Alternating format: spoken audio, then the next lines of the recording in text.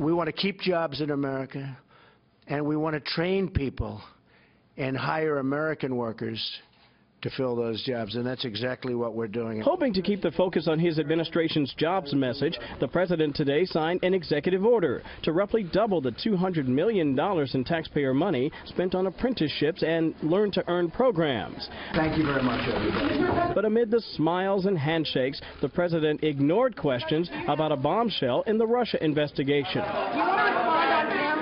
The Washington Post, citing unnamed sources, reports that the president is now the subject of an obstruction of justice investigation led by special counsel Robert Mueller. If true, it is a stunning setback for a president who previously hailed the fact that on 3 separate occasions, former FBI Director James Comey told him that he was not the subject of a probe. But just last week, Mr. Comey told Congress he believed he was fired in an effort to undermine the agency's investigation. The president today lashed out on Twitter. They made up a phony collusion with the Russian story, found 0 proof, so now they go for obstruction of justice on the phony story. Nice. And he added, you're witnessing the single greatest witch hunt in American political history, led by some very bad and conflicted people. Hashtag Make America Great Again. But some Republican lawmakers caution the president's tone isn't exactly helpful or accurate. It's not a witch hunt, no. I mean, I think that, he's got a job to do. We all understand that. I think it's in everybody's best interest if we let him do his job and we do ours. Mueller's probe does appear to be expanding from the singular question of did the Trump campaign collude with the Russians to now including possible obstruction.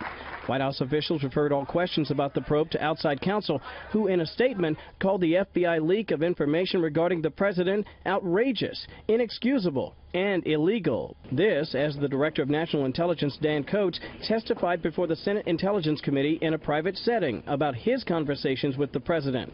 Meanwhile, in Moscow, Russian President Vladimir Putin seemed to take delight in all the attention, offering asylum to former FBI Director Comey should he find himself at odds with the Trump White House.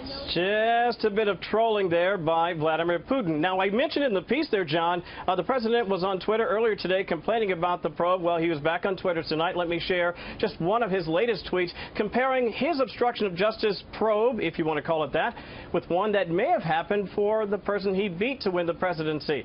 He said this about, and I'm using his words now, Crooked H, as in Crooked Hillary, quote, Crooked H destroyed phones with a hammer, bleached emails, and had her husband meet with the AG days before she was cleared, and they talk about obstruction?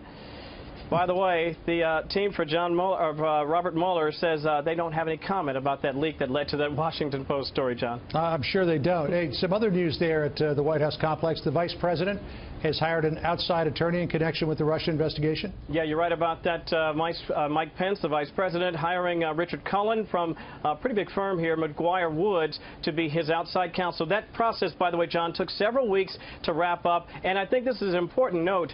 This will not involve the use of taxpayer money. John? All right, Kevin, safe travels tonight. You're headed to Florida. Yes, sir. For the big Cuba announcement tomorrow. Thanks, Kevin.